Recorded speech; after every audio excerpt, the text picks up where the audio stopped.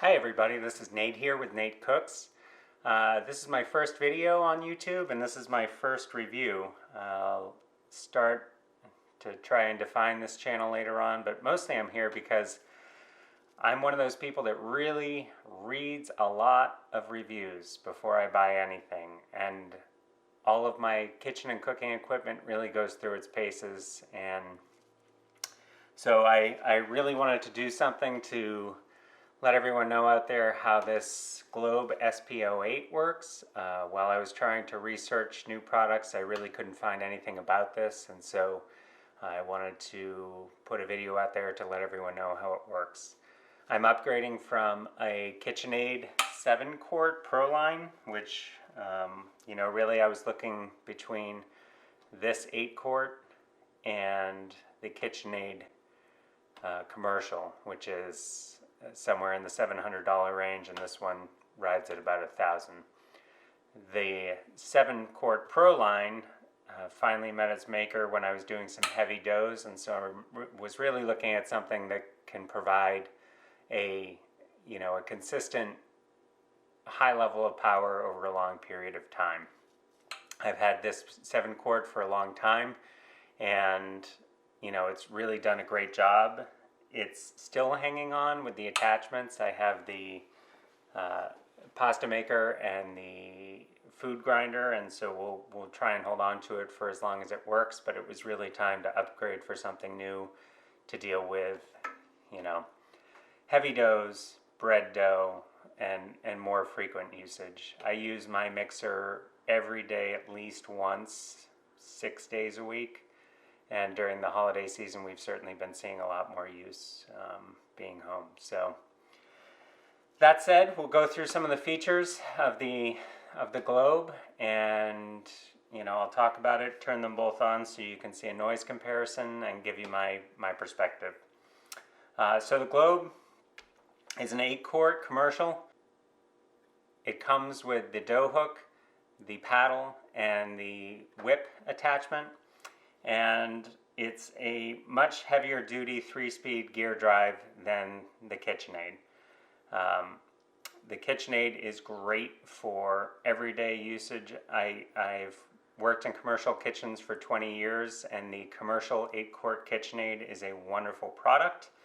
It just doesn't have the strength to deal with a lot of the heavier duty tasks. And that said, if you are somebody who uses it for bread dough or pizza dough daily, many times a day, then probably a spiral mixer is the way that you're going to want to go.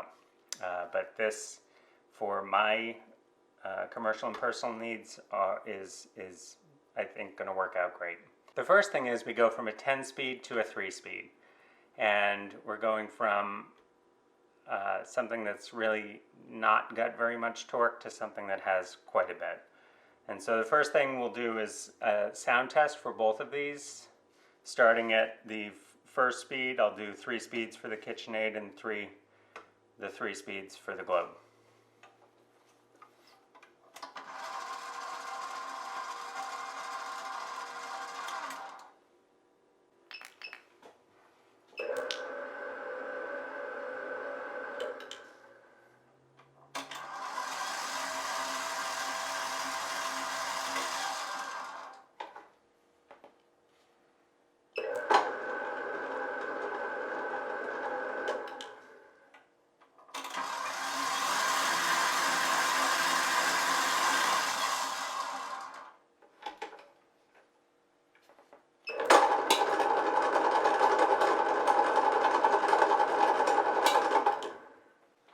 The sound on this is much better.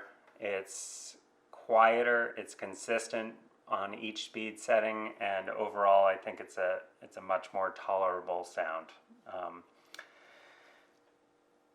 As far as safety features, it only operates when it's in the up position. There's a polycarbonate guard that you can install that has a very small pour chute.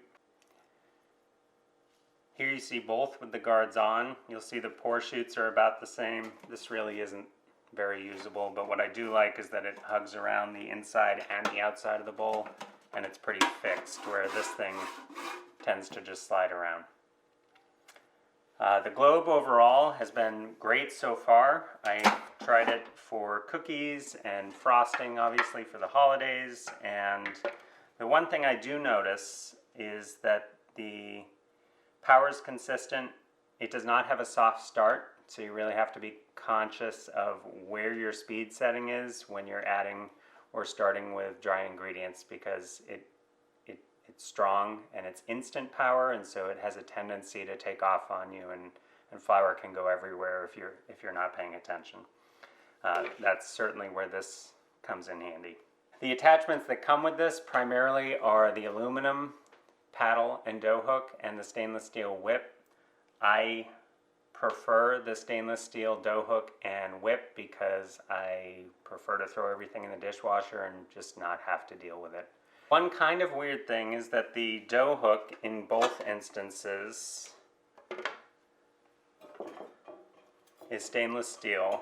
On the Kitchenaid, you can fit it in while your ingredients are in the bowl.